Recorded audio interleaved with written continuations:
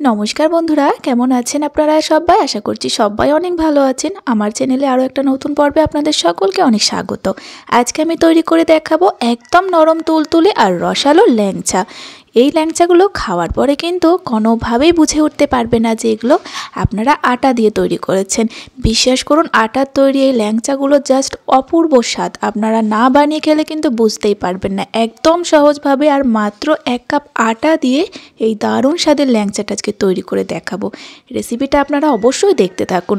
আর যদি রেসিপিটা ভালো লাগে তাহলে একটা লাইক এন্ড শেয়ার করে যাবেন। আর তার সঙ্গে আপনি আমার চ্যানেলে নতুন এসে থাকলে অনুরোধ থাকলো আমার চ্যানেলটিকে সাবস্ক্রাইব করে নেবেন।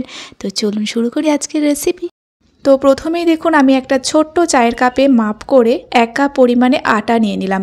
আর এখানে আমি আশীর্বাদ ব্র্যান্ডের যে আটা হয় সেটাই কিন্তু এখানে আমি নিয়েছি। আপনারা যে কোনো ব্র্যান্ডের আটা নিয়ে নিতে পারেন। তো এবার দেখুন যতটা আটা নিয়েছি ঠিক ততটা পরিমাণে এখানে আমুল দুধের পাউডার দিয়ে দিতে হবে। আর তার সঙ্গে আমি দিয়ে দিচ্ছি 2 পিঞ্চ মতো বেকিং সোডা। বেকিং পাউডার কিন্তু নয়, বেকিং সোডাটা দিতে হবে খুব সামান্য। এখানে আমি 2 পিঞ্চ দিয়েছি। তার সঙ্গে 1 পিঞ্চ মতো এলাচ পাউডার দিয়ে দিলাম, তাতে স্বাদটা আরও ভালো লাগবে মিষ্টির মধ্যে। তো এবার শুকনো অবস্থাতে একটু মিশিয়ে নিতে হবে সব কিছু। তো শুকনো অবস্থায় ভালোভাবে মেশানোর পরে এখন এর মধ্যে 2 চামচ মতো আমি ঘি দিয়ে দিলাম। তো বন্ধুরা ঘিটা দেওয়ার পরে এখন খুব ভালোভাবে একটু ময়াম দিয়ে নিতে হবে। তো আপনারা কিন্তু এখানে অবশ্যই আটাটা ইউজ করবেন, ময়দা কিন্তু নেবেন না। ময়দা দিয়ে যদি মিষ্টিটা তৈরি করতে যান তাহলে কিন্তু শক্ত হয়ে যাবে। আটাটা নেওয়ার অবশ্যই চেষ্টা করবেন। দেখুন বন্ধুরা এখানে খুব ভালোভাবে আমি ময়াম দিয়ে নিয়েছি। আর ময়ামটা দেওয়ার পরে দেখবেন একটু পাক তৈরি হবে হাতের মধ্যে। তো চলুন এখন এটাকে মেখে নিতে হবে। আর মাখার জন্য কিন্তু আমি ঠান্ডা নর্মাল জল নিয়েছি। অনেক সময় কি হয় হাতের কাছে দুধটা থাকে না, আপনারা কিন্তু জলটা দিয়েও এই মিষ্টিটা তৈরি করতে পারেন, কোনো অসুবিধা হবে না। যদি দুধ থাকে তাহলে দুধ দিয়েও মেখে নিতে পারেন। আর দেখুন অল্প অল্প জল দিচ্ছি আর মেখে নিচ্ছি। যেহেতু এখানে আমুল দুধ আছে তাই একদমই কম জলেই মাখা হয়ে যাবে, তাই জলটা চেষ্টা করবেন চামচে করে দেওয়ার। আর দেখুন ডোটা ঠিক এরকম একটা চিটচিটে তৈরি হবে, আপনারা একটু দেখে বুঝে নিতে পারবেন। এরকমভাবে যখন তৈরি হয়ে যাবে চাপা দিয়ে মোটামুটি আমি 10 মিনিট রেস্টে রেখে দেবো। তো 10 মিনিট রেস্ট হতে থাক। এই সময় কিন্তু আমি মিষ্টির জন্য শিরাটা তৈরি করে নিচ্ছি। সেই একই কাপের মাপ করে 1 কাপ জল দিয়ে দিলাম আর তার সঙ্গে 1 কাপ চিনি দিলাম। চিনি আর জলটা অবশ্যই সমান সমান দেবেন। আর তার সঙ্গে আমি 2টো এলাচ ফাটিয়ে দিয়ে দিলাম, তাতে কি হবে মিষ্টির স্বাদটা আরও বেশি ভালো লাগবে। তো এবার খুব ভালোভাবে মিশিয়ে নিতে হবে প্রথমে চিনি আর জলটা। আর মিশে যাওয়ার পরে যখন শিরাটা ফুটে উঠবে জাস্ট এটাকে 2 মিনিট ফুটিয়ে নিতে হবে। এখানে কিন্তু একদম ঘন শিরা তৈরি হবে না। হাতের মধ্যে দেখবেন জাস্ট হালকা অয়েলি ভাব মনে হবে, তখনই কিন্তু শিরাটা রেডি হয়ে যাবে। তো দেখে বুঝতে পারছেন শিরাটা কিন্তু তৈরি। তো চলুন এটাকে আমি আলাদাভাবে এখন রেখে দেবো। তো এদিকেও কিন্তু 10 মিনিট রেস্ট হয়ে যাওয়ার পরে ডোটা এখন অনেক সুন্দরভাবে সেট হয়ে যাবে। আর হাতের মধ্যে ভালোভাবে ঘি মাখিয়ে নিলাম। আর দেখুন এখন কিন্তু একটু আর আঙুলের মধ্যে লেগে যাচ্ছে না। আর খুব সহজে কিন্তু মিষ্টিগুলো তৈরি করা হয়ে যাবে। তো এবার আমি ল্যাংচার শেপ তৈরি করে নেব। আর এই মিষ্টির জন্য প্রথমে কিন্তু ডোটা একটু চিটচিটে তৈরি করতে হবে, পরে কিন্তু এটা অনেকটা শক্ত হয়ে যাবে। তো দেখুন এখানে আমি একটা ল্যাংচা তৈরি করে নিয়েছি আর বাকিগুলো আমি একইভাবে রেডি করে নিয়েছি। তো চলুন এখন আমি ল্যাংচাগুলো ভেজে দেখাবো। ল্যাংচাগুলো ভাজার জন্য আমি রিফাইন্ড অয়েল গরম করেছি। তেলটা দেখুন কেমন গরম রেখেছি, একদম হালকা গরম, মানে ল্যাংচাগুলো দেওয়ার পরে জাস্ট হালকা বাবলস উঠবে সাইড থেকে, খুব একটা জলা তেলে কিন্তু দেয়া যাবে না।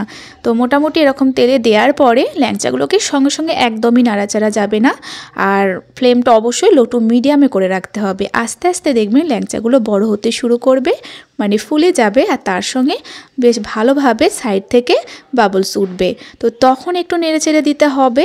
আর দেখুন কতটা ফুলে ডাবল হয়ে গেল, একবারে মোটা মোটা হয়ে গিয়েছে।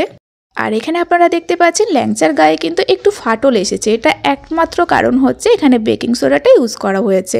তো আপনারা চাইলে এখানে বেকিং সোডাটা আর একটু কম ইউজ করতে পারেন, তাতে এই এতটা কিন্তু ফাটল আসবে না। তো ফাটলটা থাকার কারণে কোনো অসুবিধা নেই। তো এটা ভাজতে ভাজতে কিন্তু একদম সুন্দরভাবে তৈরি হয়ে যাবে।